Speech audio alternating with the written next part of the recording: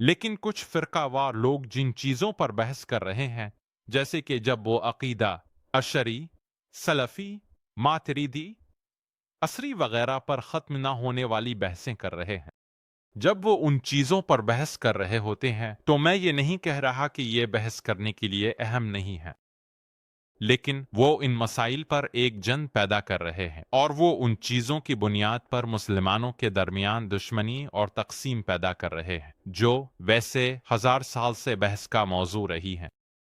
ये 1000 साल से बहस और बहस का मौजू रहे हैं। अगर अशरी अक़ीदा उम्मत को तबाह करने और पूरी उम्मत को गुमराह करने वाला होता, तो उसके पास ऐसा करने के लिए 1000 साल से ज़्यादा का वक्त था। इसके पास ऐसा करने के लिए 1000 साल से ज्यादा का वक्त था। तो आपका इस पर बहस करना अब 100 साल पहले, 200 साल पहले, 300 साल पहले या 1000 साल पहले से ज्यादा फौरी नहीं है। अगर सलफीट को असरी अकीदा के मानी में ले, चाहे आप ये कहीं कि ये इब्न तैमिया का अकीदा है, इमाम अहमद का अकीदा है या इन दोनों का मजमुआ, हालांकि इसमें अहम इख्तिलाफात हैं, जो भी हो, अगर इस अकीदा की पैरवी करने से उम्मत गुमराह होने वाली होती, तो ये 800 साल पहले या 500 साल पहले या 300 साल पहले हो चुकी होती। तो ये फौरी नहीं है।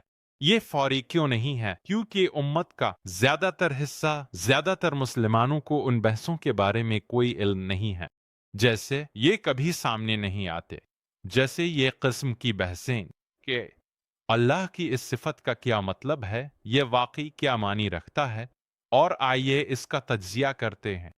मुसलमानों की बड़ी तादाद 99.99999% उम्मत के जहन में ये ख्याल कभी आया ही नहीं, और अगर उन्होंने इसका मुताला भी किया तो उन्होंने इसको इस मानी में पढ़ा कि यह है जो हम मानते हैं। मैं इसको कबूल करता हूं बगैर इस पर खुद गौर किए, बगैर उसका खुद तज्जिया किए।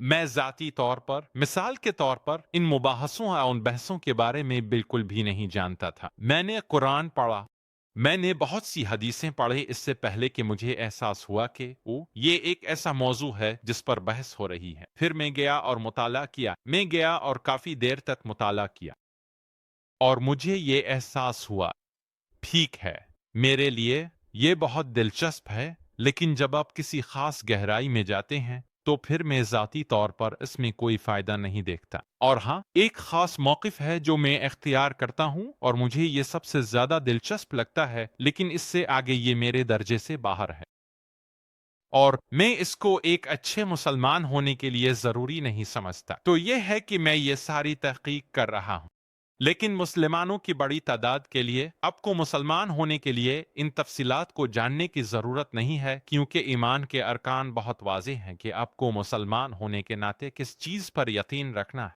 ईमान के अरकान, ईमान के 6 अरकान जो आपको मुसलमान बनाते हैं: अल्लाह, फरिश्तों, किताबों, रसूलों, अल्लाह की कदर और आखिरी दिन पर ईमान रखना।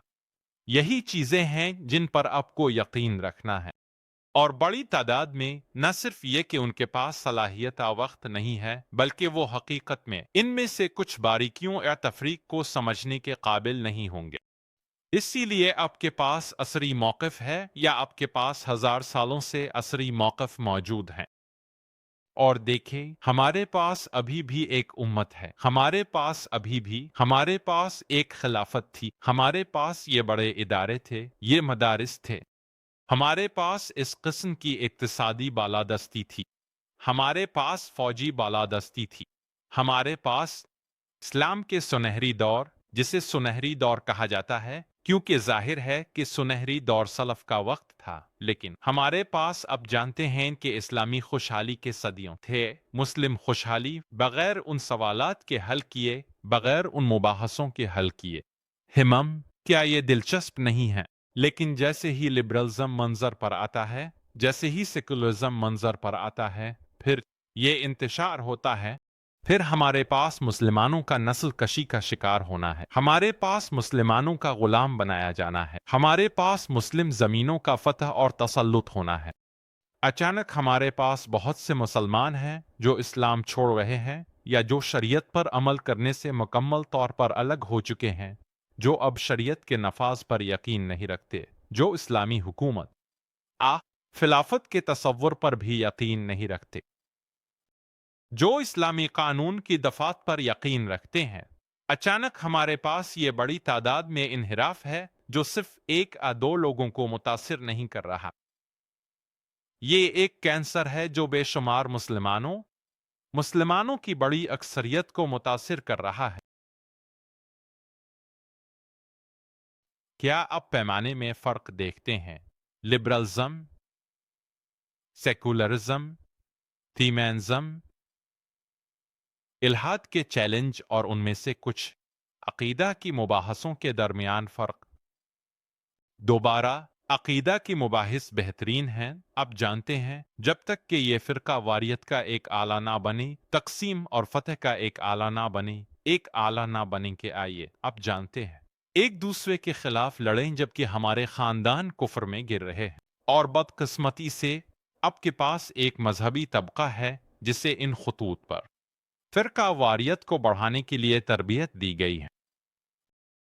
और मैं आपको ये नहीं बता सकता कि कितनी बार मैं किसी से मिलता हूं और वो कहते हैं, ओ डैनियल, जबरदस्त काम, आप बहुत अच्छा काम कर रहे हैं, मुझे आपकी मुबाहिसे पसंद हैं, ब्ले ब्ले ब्ले। लेकिन आपको वाकई कलाम का मुताला करना चाहिए, आपको वाकई इसमें जाना चाहिए, आपको शेख अल इस्लाम इब्न तैमिया का मुताला करना चाहिए, आपको कलाम का मुताला करना चाहिए। दोनों तरफ ये कहते हैं, ठीक है, दोनों तरफ ये कहते हैं। मैं कहता हूँ, ओ ठीक है, ये क्यों है?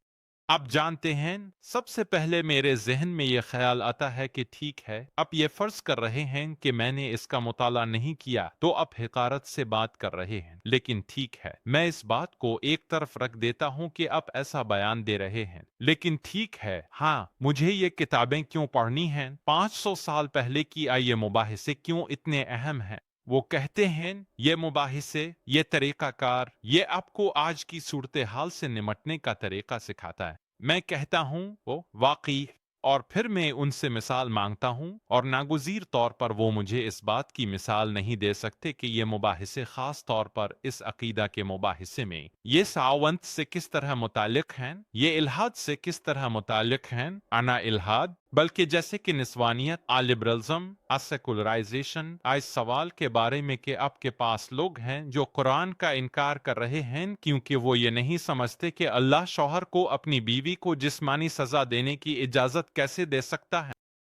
वो इसको नहीं समझ सकते, वो इसको नहीं ग्रस्त कर सकते, और इसलिए वो कुरान को हदीस को रद्द कर देते हैं क्योंकि एक हदीस है, अब जानते हैं, मर्दों और औरतों की जहानत के बारे में वो समझ नहीं पाते, वो संत को रद्द कर देते हैं। तो इन अकीदा के मुबाहसों में खास तौर पर उसका क्या जवाब दिया गया है? कुछ भी नहीं, कुछ भी नहीं। आप सिर्फ उसे बहुत अमूमी बना सकते हैं, जैसे ठीक है, ये रवायत आपको मंतिकी इस्तेदलाल फराहम करती है, यही उसकी अहमियत है। ये एक मुबालगा है, ये एक मुबालगा है। आप मंतिक सीख सकते हैं और आप ये बगैर उन किताबों में जाने के भी सीख सकते हैं। वो दरअसल उन्हें सिखाते हैं और वो यूनिवर्सिटी में मंतिक और मंतिकी तज्जिया सिखाते हैं, सेकुलर यूनिवर्सिटियों में।